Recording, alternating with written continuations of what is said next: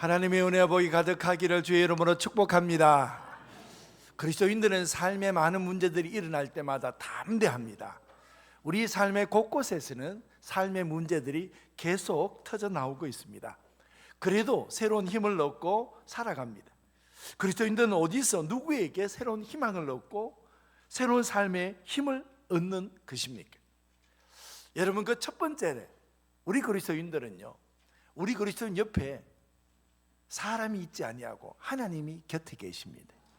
이 하나님이 계시는 곁에 계시는 것과 사람이 곁에 있는 것이 얼마나 차이가 많은지 혹시 아십니까? 그래, 어떤 목회자가 사역을 하다가 지쳐서 소록도에 간 겁니다. 소록도에 가서 예배를 드리고 있는데 이제 통성 기도 시간이 되어서 막 통성으로 기도하고 있는데 옆에 막 예배당 바닥을 치면서 하나님의 받은 은혜를 어떻게 해서 갚으리까라고 소리를 지르면서 그 예배당 바닥을 치고 있는 거예요. 그래서 가만히 들으니까 하나님께 받은 은혜가 이렇게 큰데 내가 어떻게 갚아야 됩니까? 라고 하면서 바닥을 치기에 마음속으로 생각이 나기에 저분은 도대체 어떤 하나님의 은혜를 저렇게 많이 받아서 저렇게 하나님 앞에 감사하면서 기도할까라고 생각하면서 통성 기도를 멈추고 옆을 바라봤어요. 옆을 바라보니까 한쪽 눈은 이미 없어요. 그리고 코와 귀는 이미 문드러졌어요. 그리고 입은 삐뚤어졌어요. 그리고 두 손가락은 다 떨어졌어요. 그 보니까 이 팔뚝을 가지고 예배당 바닥을 치고 있는 거예요. 그래서 하도 이 목회자가 이해가 되지 않아서 예배를 다 마치고 그 소록도 예배를 마치고 그분을 만나서 여쭤봤어요. 그래, 받은 은혜가 무엇이 그렇게 큽니까? 라고 물어보니까 그분의 이야기가 이거였어요. 자기가 늘 건강하게 지나다가 자기 삶 속으로 이제 나병이라는 것이 쑥 들어왔다는 거예요. 그러니까 7년 동안 사귀던 여자가 딱 떠나갔다는 거예요. 그리고 그 옆에 있던 늘 함께 했던 형제 자매들이 시간이 지나니까 하나둘씩 다 떠나가더라는 거예요. 늘 자기를 두고 눈물로 지새우던 그 부모가 착할 곁에 있을 줄 알았는데 결국은 이 부모마저도 이제 떠나가고 자기는 소록도에 들어왔다는 거예요. 그러면서 자기는 이런 생에 어떻게 살 필요가 있을까라고 생각하면서 삶을 이제 스스로 결정을 내려고 생각하다가 거기에 나를 찾아오시는 예수님을 만났다는 거예요. 찬송을 하니까 그 찬송 속에 하나님께서 안아주시고 성경을 보니까 그 말씀 속에 내 인생을 위로해 주시고 말씀을 들으니까 그 용기와 희망이 생기고 우리 주님께서 내가 너를 사랑한다라고 말씀해 주시더라는 거예요. 그러니까 하나님이 찾아와 주셨다는 거예요. 만약에 자기 인생 속에 사람이 곁에 있었다 그러면 자기가 어떻게 살아갈 수 있었을까? 근데 하나님이 옆에 계셔서 너무 다행이라는 거예요. 여러분, 여기에 지금 38년 된 병자가 지금 나오잖아요. 38년 된 병자 속에 지금 그가 하는 이야기가 뭐예요? 자기 주변에 지금 사람들이 많아요.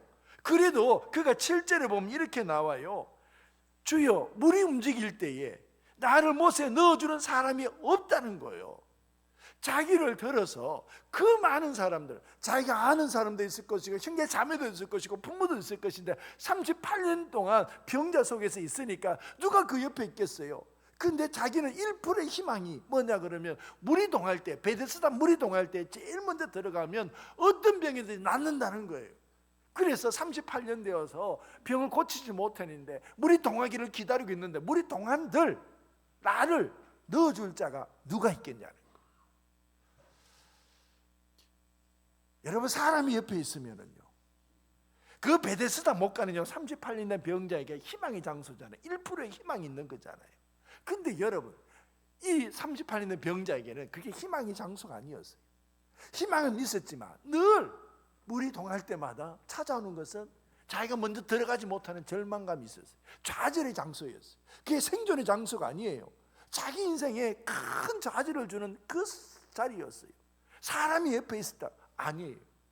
사람이 옆에 있었다면 그는 넘어졌을 거예요. 좌절했을 거예요. 절망했을 거예요.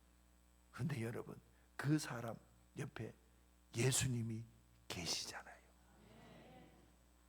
이게 사람이 옆에 있는 것하고 예수님 옆에 있는 것하고 그 차이라는 거예요.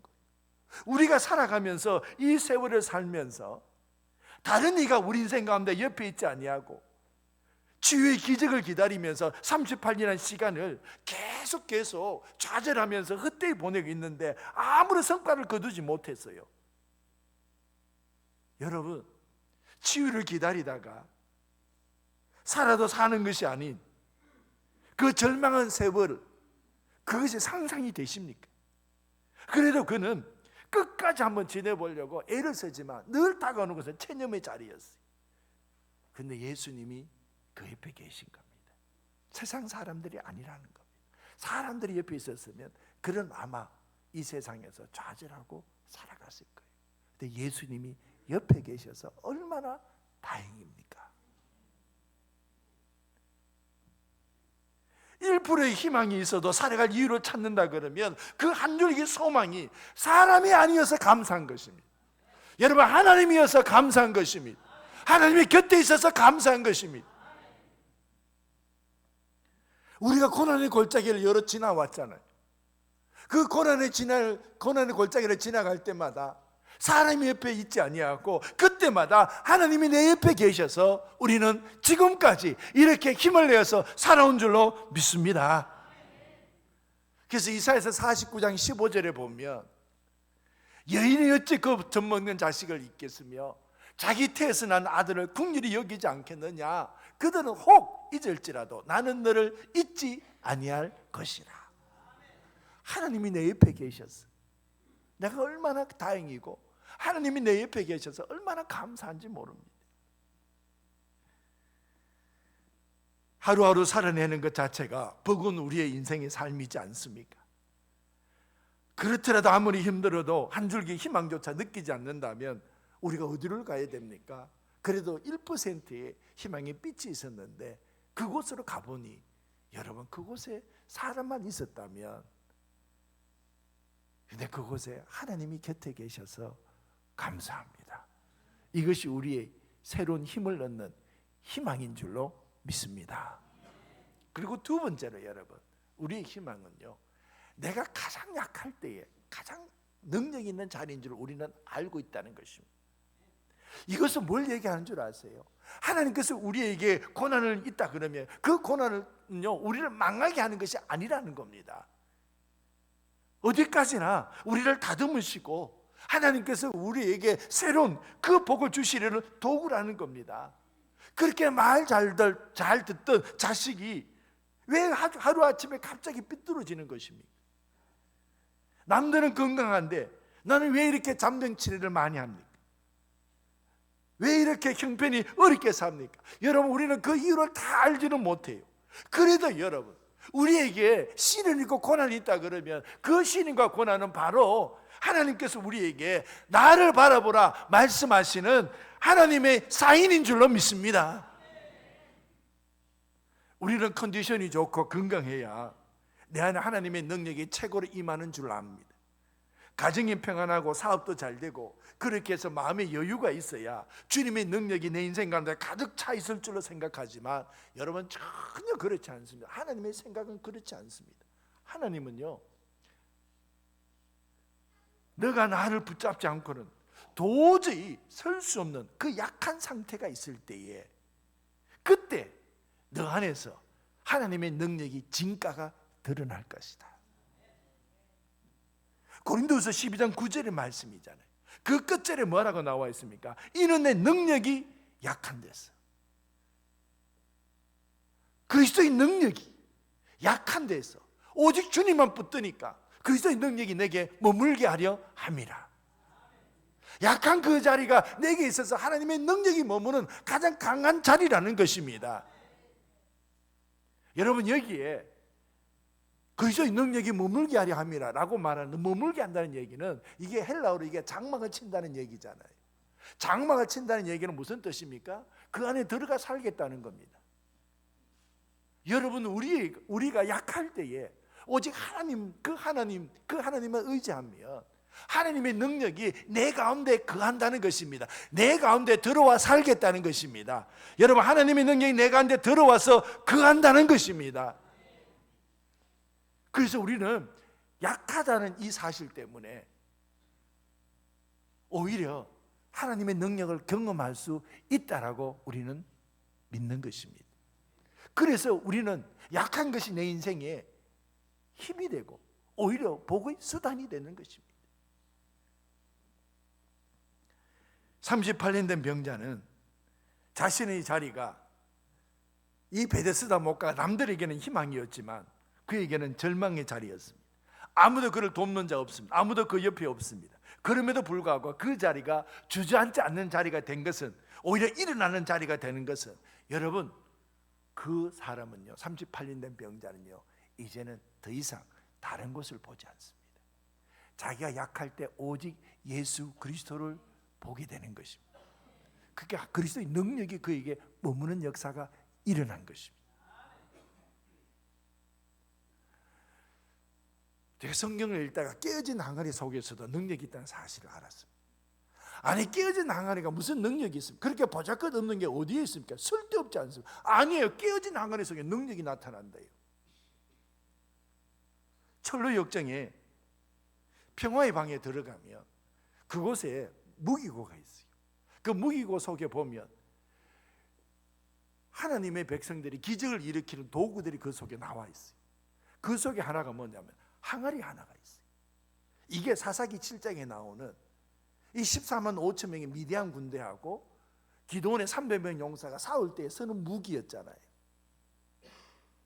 여러분, 그 무기가 뭡니까? 그저 항아리, 빈 항아리, 그리고 그 속에 횃불, 그리고 나팔, 이게 다였어요. 그 나팔을 부니까 사람들이 그 미디안 진영으로 들어가서 그 항아리를 그냥 깨뜨리는 거예요. 여러분, 항아리가 깨뜨려집니다. 그게 능력이 나타났다는 거예요. 사사기 7장 16절에 보면 300명을 세 대로 나누고 각 손에 나팔과 빈 항아리를 들리고 항아리 안에 횃불을 감추어라. 그리고 막 쳐들어간 거예요. 여러분 보세요. 그 항아리, 깨어진 항아리에도 하나님의 역사를 담고 있습니다. 우리는 부서진 항아리처럼 우리의 인생이 자지도 주체하지 못하는 분노감이 있을 수도 있고 우울감으로, 때로는 죄책감으로 절망할 때도 있습니다. 꼭 우리는 부서진 항아리처럼 이렇게 느껴질 때도 있습니다. 여러분, 하나님이 서시면, 하나님이 함께 하시면 부서진 항아리도, 여러분, 미디안 14만 5천 명을 쫓아내는 역사가 일어난다는 겁니다. 하나님이 서시면 되는 것입니다. 맥스 루케이도는 이렇게 얘기합니다. 하나님은 당신을 있는 그대로 사랑하신다. 그러나 그대로 두지는 않으신다. 여러분, 우리의 삶을 그대로 우리 주님을 사랑하세요. 그래도 그대로 두지 아니하시고 하나님의 영광을 위해서 사용하신다는 겁니다. 여러분, 우리가 약할 때 그 약함을 하나님께서 그대로 사랑하세요. 그 약함을 거부하지 않으세요. 그 약함 안아주세요. 그럼에도 불구하고 그 약함을 하나님께서 하나님의 능력과 영광이 드러나도록 사용하신다는 것입니다. 38년 된 이 부서진 항아리 같은 이도 그 앞에 있는 예수 그리스도를 만나니까 자리를 들고 일어난 역사가 일어나지 않습니까? 여러분, 우리는 언제나 이 세상 속에서 일어나는 힘이 어디서 나옵니까? 우리가 아무리 연약하더라도 바로 그 연약한 자리가 하나님의 능력이 머무는 자리인 줄로 우리는 믿습니다. 그리고 세 번째로, 우리가 이 세상에서 일어나는 힘은요, 우리 마음속에, 우리 삶 속에 하나님을 바라보는 자리가 남아있다 그러면 우리는 일어납니다. 기억하십시오. 세상에 아무리 애워싸고 절망의 자리라도 그리스도인들은 내가 하나님을 바라볼 수 있는 자리가 나에게 남아있다 그러면 그 하나님을 바라볼 수 있는 그 자리로 인해서 내 인생은 일어난다는 것입니다. 사무엘상 30장 1절의 이하에 보면 다윗과 함께한 사람들이 이제 블레셋 땅에 거하지 않습니까? 사울의 군대를 피해서 온 것입니다. 그런데 그 가운데에 이 사울의 군대가 자기가 있는 그 블레셋을 쳐들어와서 전쟁이 일어난 것입니다. 그러면 다윗과 함께한 사람들은 어떻게 해야 됩니까? 그래도 블레셋 땅에 있으니까 그 블레셋 왕 앞에 간 겁니다. 근데 사람들이 다 다윗을 함께하면 안 됩니다. 사울은 천천히고 다윗은 만만인데 다윗이 무슨 일을 벌일지 모르니까 그를 집으로 돌려보내야 됩니다. 이렇게 얘기를 하는 거예요. 그래서 왕이 다윗을 보고 이스라엘 군과 싸움할 때에 그를 그 전투에 참여시키지 않고 그냥 블레셋 땅 자기가 있는 시글랏으로 돌려보냅니다. 그 시글랏으로 돌아왔어요. 돌아오다 보니까 그 시글랏의 성을 비운 사이에 아말렉이 쳐들어온 겁니다. 그리고 그 가운데 있는 젊은 그리고 연세 드신 모든 사람이라면 전부 다 붙잡아가고 모든 재물을 다 탈취해가고 거기에 불을 지르고 그래서 남아있는 게 하나도 없어요. 여러분 백성이 얼마나 통곡하겠어요. 사무엘상 30장 6절에 보면 그의 상황을 이렇게 적게 했어요. 백성들이 자녀들 때문에 마음이 슬퍼서 다윗을 돌로 치자니 다윗이 크게 다급하였다. 그런데 여러분 보세요. 다윗이 일어납니다. 그 위기의 순간 속에 일어납니다. 그 고난의 순간 속에 일어납니다. 어떻게 해요? 자기 마음속에 하나님을 바라볼 수 있는 자리가 남아있다면 일어나는 줄로 믿습니다. 그의 하나님 여호와를 힘입고 용기를 얻었더라. 눈앞에 자기와 함께한 사람들조차도 자기에게 등을 돌렸어요. 그리고 자녀들도 다 잡혀갔어요. 그리고 자기는 지금 블레셋 땅에 있어요. 어떻게 해야 돼요? 여러분 보세요. 우리 마음속에 하나님을 바라볼 수 있는 자리가 남아있다 그러면 그 하나님을 바라볼 수 있는 그 남아있는 자리 때문에 우리는 일어나서 승리할 줄로 믿습니다. 38년 된 병자에게 예수님께서 묻잖아요. 너 자리를 들고 일어나 걸어가라. 38년 된 병자는요 베데스다 강가에서요 목가에서요 수없이 좌절했어요. 자기는 그게 생존의 자리가 아니었어요. 그거는 늘 자기보다 먼저 들어가는 사람이 있어서 늘 그곳은 생존의 자리가 아닌 체념의 자리였어요. 그런데 여러분 그 눈앞에 예수님 계시잖아요. 그 예수님 봤어요. 그리고 그는 자리를 들고 일어나서 걸어가게 된 거예요. 내 마음 한곁에 세상이 어떠할지라도 내가 하나님만 바라볼 수 있는 그 자리가 남아있다 그러면 그 자리를 인해서 내가 일어난다는 것입니다. 그래서 저희들은 이렇게 하나님 앞에 고백을 합니다. 주님, 때때로 병들게 하심도 감사드립니다. 그로 인해서 저희 연약함을 깨닫습니다. 가끔 고독의 수렁에 내던져 주심도 감사합니다. 그곳에서 주님을 만납니다. 일이 계획대로 되지 않게 되어 주심도 감사합니다. 나의 교만했던 행실을 발견합니다. 먹고 사는데 힘겹게 하심을 감사합니다. 주님의 먹이심을 봅니다. 땀과 고생의 잔을 맛보게 하심을 감사합니다. 그래도 주님 감사합니다. 그 감사의 마음을 배우게 합니다. 그래서 이 자리에 뜨겁게 주님을 만난 자리를 만들었습니다. 뜨겁게 주님을 만난 자리를 만들면 우리는 어떤 삶의 순간 속에서도 일어난다는 것입니다. 사랑하는 성도 여러분, 이제 제가 말씀을 맺습니다. 이 세상의 현실은 우리에게 희망을 주지 못합니다. 38년 된 병자는 늘 자기에게 주어진 그 현실 앞에서 희망을 찾지만 희망은 없었습니다. 더 큰 절망만 그에게 다가왔습니다. 우리 가운데에 고난 중에 있는 분들이 많습니다. 눈물이 떠날 날이 없는 인생을 사시는 분도 많습니다. 그럼에도 불구하고 우리는 분명히 믿는 것이 있습니다. 예수 그리스도의 이름을 부르면서 주님을 의지하면 그 눈물을 닦아주실 줄로 믿습니다. 지금 실패의 자리에 있습니까? 가정에 위기가 처해 있습니까? 병중에 있습니까? 믿었던 사람에게 아픔을 당했습니까? 여러분, 이런 순간들이 하나님을 만나는 순간인 줄로 믿습니다. 고난 중에 깨진 항아리 속에서도 하나님의 능력이 나타난다는 것입니다. 눈물을 귀하게 보시는 주님 앞에 나올 수 있기를 원합니다. 울지 말라, 위로의 음성을 들을 때까지 그분 앞에 나아가는 것입니다. 여러분, 슬픔이 변하여 노래가 되는 그 하나님의 능력을 경험할 수 있기를 주의 이름으로 축복합니다. 기도하겠습니다. 하나님 아버지, 주님이 우리 옆에 계셔서 감사합니다. 하나님, 세상이 우리 옆에 있지 아니하고 주님 계셔서 그 주님을 믿음으로 말미암아 일어설 수 있는 놀라운 은혜를 주셔서 감사합니다. 끝까지 우리의 마음속에 주님을 바라보는 자리 있게 하여 주시옵소서. 그래서 하나님 힘있게 일어나 승리를 보게 하여 주옵소서. 예수님의 이름으로 기도합나이다. 아멘.